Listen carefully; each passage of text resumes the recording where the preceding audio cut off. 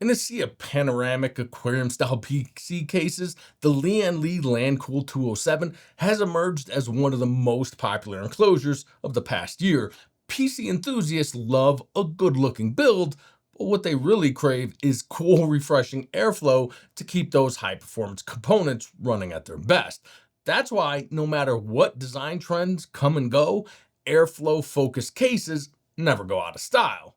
But even with fine mesh panels and high performance fans on every side, are these cases really offering the best possible cooling? Or is it better to ditch the enclosure entirely? Let's find out.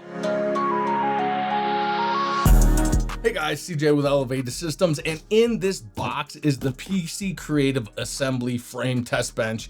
Obviously, some assembly required, which is part of the fun. Today, I'll unbox the frame, put it together, mount a full set of PC components, and then put it head to head against the same hardware running inside the Lancool 207 to compare thermal performance. But beyond just the numbers, I want to explore the real risks and reward of ditching a traditional case entirely and running your systems bare bones on an open air frame.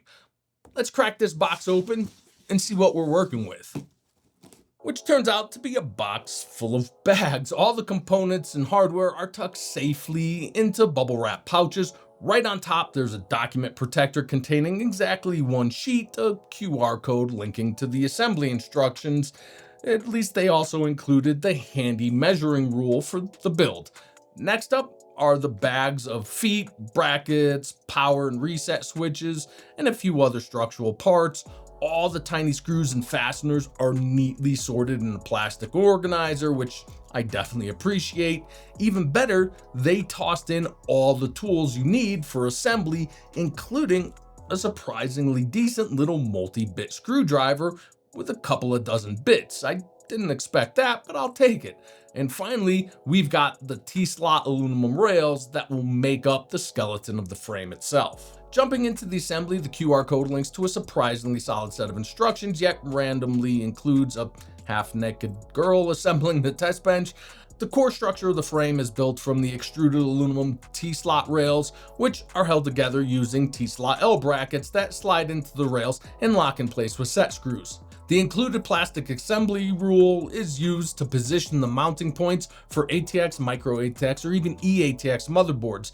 This test bench is available in 4 sizes. I'm working with the ATX frame, but by adjusting the lower rail to a higher position, it securely supports micro ATX boards too, which works perfectly for my MATX test system. Using the assembly rule, I installed the T-slot nuts and standoffs that the motherboard screws into. The remaining 4 rails form the base of the frame. Once the feet are attached and the main frame is secured to the base, the skeleton is basically complete. There's also a bracket that looks like laser cut 5mm acrylic for mounting the power supply. Everything mounts using the same T-slot nuts and screws. You also get a bracket to hold the power and reset buttons and a metal handle for easy transport. Overall, the build process is pretty straightforward. That said, fiddling with the tiny set screws and aligning the T-slot nuts can get tedious. And just a tip from experience, if you're planning to use this long term, I recommend applying a little blue 242 Loctite to the set screws. These types of fasteners can work themselves loose over time. There's also a bunch of hardware left over, which is for attaching things like AIO, storage drives, fans, and vertically mounting the graphics cards. I'll get to that in a bit. With the frame assembled, it's time to install the components. The standoffs were supposed to line up perfectly with the motherboard, but I must have flipped the mounting rail during assembly. No big deal, I just loosened the standoffs, slid them into the correct position, and secured the board using the included screws. Next, I installed the graphics card, positioned the PCIe bracket, and locked everything in place, securing the bracket to the frame and the card to the bracket. From there, I plugged in the power and reset buttons, mounted the power supply, wired everything up, and finished it off by snapping on the plastic caps to cover up the sharp ends of the frame. And just like that, the open rig is ready to go. Now, before we dive into the test results, let's take a quick look at the various add-ons and configuration options this test bench offers. First up, by adding a couple of standoffs to the lower frame along with the PCIe bracket and riser cable, you can vertically mount the graphics card. Handy if you're going for that showcase look or optimizing airflow. You also get a bunch of extra brackets that, paired with the remaining T-slot nuts and screws, can be used to mount fans, SSDs, or even hard drives. That said, there's no vibration isolation here, so I'd steer clear of mechanical drives. You can also use the bracket to install just about any size AIO cooler as long as it fits the rail spacing. Finally, one of the typical weak spots in open air test bench setup is memory, VRM, and motherboard temps. These components usually rely on passive heat sinks and expect at least some case airflow to keep them cool. Depending on your cooling setup, they might not get that airflow on an open bench. The good news is you can easily mount fans exactly where you need them to keep those temps in check. All right, so how does an open air setup actually stack up against a high airflow case? To find out, I used my standard case testing system. Full specs are listed in the description to measure the thermal performance of the CPU, GPU, and motherboard VRMs, both on the open air test bench and inside the Lancool 207, using both noise normalized fan curves and the fans at full speed. To simulate a realistic thermal load, I ran Starfield and parked my character in the middle of a bustling New Atlantis city square, and then let the game do its thing in spin mode for 30 minutes straight, which keeps the system under constant and demanding load without needing unrealistic synthetic benchmarks. I repeated that test 3 times for each configuration, averaged the results, and subtracted the ambient temperature from each to get an accurate delta temp. The results were a little surprising. Despite everything I've heard about the Lancool 207 and its pair of high airflow 140mm front intake fans, the case couldn't quite beat the CPU temps achieved with the cooler running in open air. On the test bench, the CPU ran 1.5 degrees Celsius cooler with a normalized fan curve and 1.8 degrees cooler with all fans at full blast. The VRMs did benefit from the airflow inside the case, but not as much as I expected.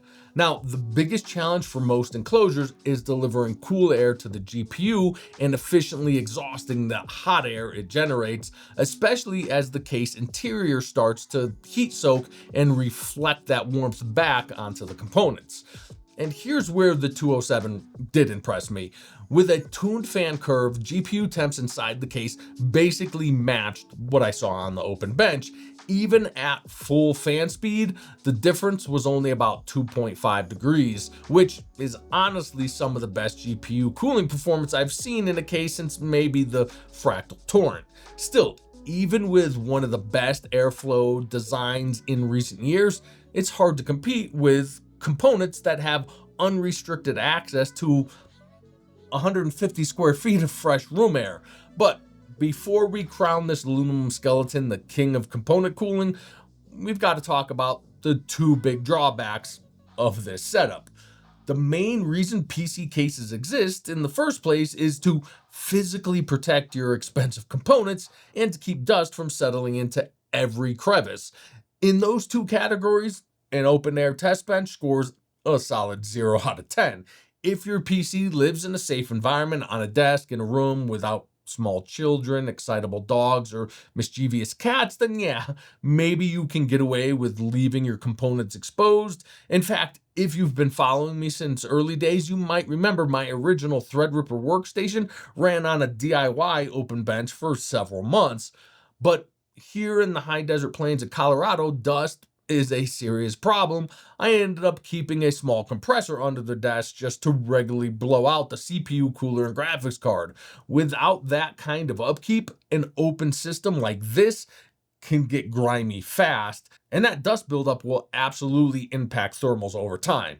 So while it turns out the best airflow case is technically no case at all, That setup definitely isn't for everyone. For me, the only system that'll be living on this open air frame is my case testing rig. I've been using a horizontal bench for baselines, but I picked this up so I could match the orientation of the cases I review, whether it's a standard layout, a vertical GPU mount, an air cooler, an AIO mounted on the top, front, and rear side.